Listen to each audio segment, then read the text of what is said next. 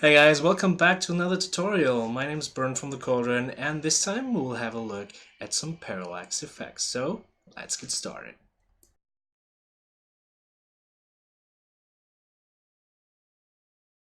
Alright guys, you got the basics. You know how to create a page, you know how to create some different animation and even image sequences. But today I want to focus on parallax effects. But there's only one thing you may ask yourself.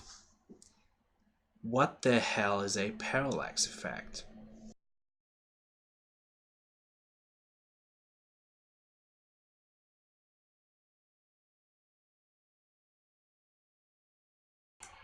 A parallax is a combination of different layers, of layers in the foreground, in the middle ground, and in the background. And what it does is it will create some kind of depth between those layers because it's moving the foreground images more than the background. And this is depending on your mouse movement in the reader, if you're on the browser, or if you're on mobile devices, how much you tilt your phone or how you move your phone. And this will create a unique visual effect that's kind of cool to use on your cover image. So let's get started. The first thing we will have to do is we will create a new page. So you get used to it, and we will just keep it simple, and I will stay on the 16:9 tablet. You can add more canvases, 4K, HDTV, phones, tablets, whatever. You may want to try to use a phone as well so you can actually see the effect on your phone. Now I just want to set the background to a light gray, and this time I will use some footage from a book that I have created, as you can see here. And let's get started with the parallax effect. You can create a parallax by adding a new layer and selecting parallax. Now it will create some kind of container, and it has some different options there, like a preview option and the range of the horizontal and the vertical motion. These are very important. This is the maximum that your image layers will move. So to be sure that it will just move a little bit to the left and a little to the right, and not too much in the vertical motion, I will just set this to 10, and we just keep this by 200, so that's kind of good to start, and we will tweak it a little bit later. Now we want to add some layers, some images to the parallax, and this is very important. Make sure you add the layers not just by drag and dropping them here or creating a new layer. You will need to create those inside this parallax, and so you open it and you can just drag and drop, for example, this pyramid that I created, and just drag it to new, to this tiny little new. And then you can, as you see, it will be an image layer inside the parallax. So if I just click on here, it will just minimize it, and if I click again, it will maximize, and you can see this layer is up here. Now we'll add some more layers to the parallax, so we will get to see the effect a little bit more. So I just drag and drop a few of them. Here's a little tip.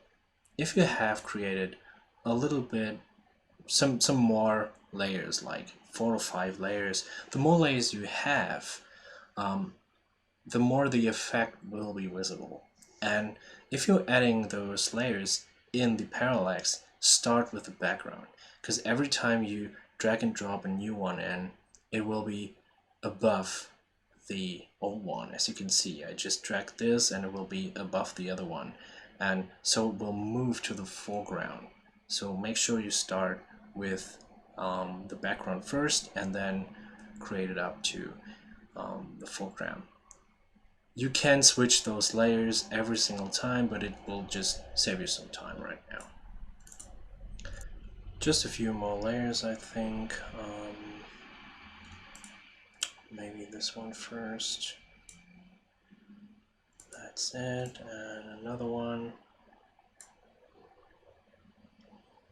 And as you can see, the scene is building up a little bit more. I will just add like 2 or 3 layers. Because I would just have to move this one a little bit down right there, and just add a character there. You can. I think it's cool when he's there.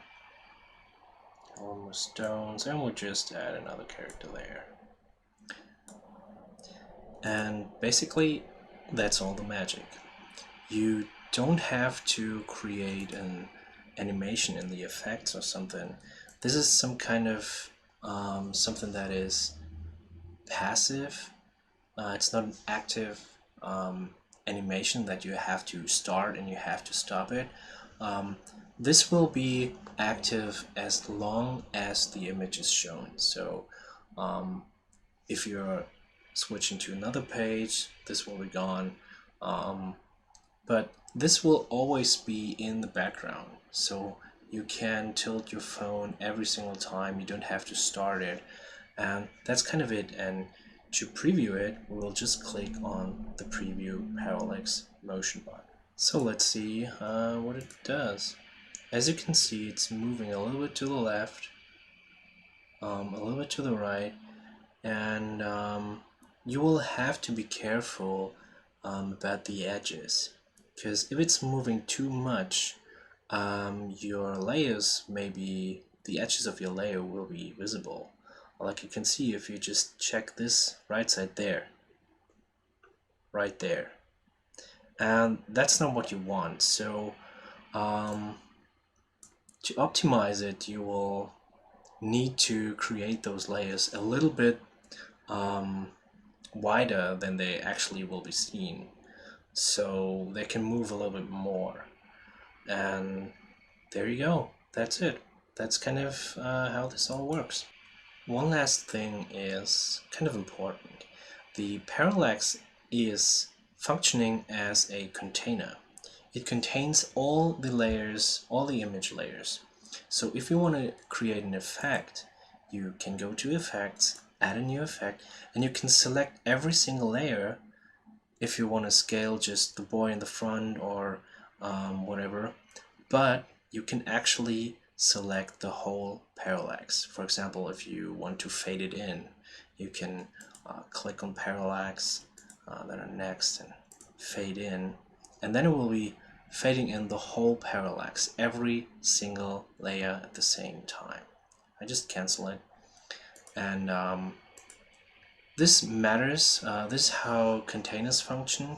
You can create containers by yourself by just clicking on container. Then this will be kind of functioning like the parallax, but without this movement that's special about the parallax, but it's just a blank container.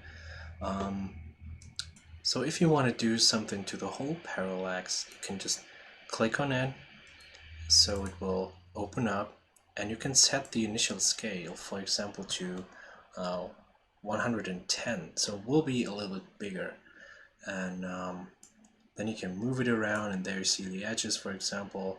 And if you got problems with the edges, just scale the whole thing a little bit up, and you shouldn't worry about it. So that's it. That's it for today. I hope you guys enjoyed the video. Like, share, subscribe to our channel, hit the bell icon. Feel free to join our community Discord. There are a lot of creative minds out there that will help you to create your own motion book. Link in the description below as always, and thanks for watching. See you next time.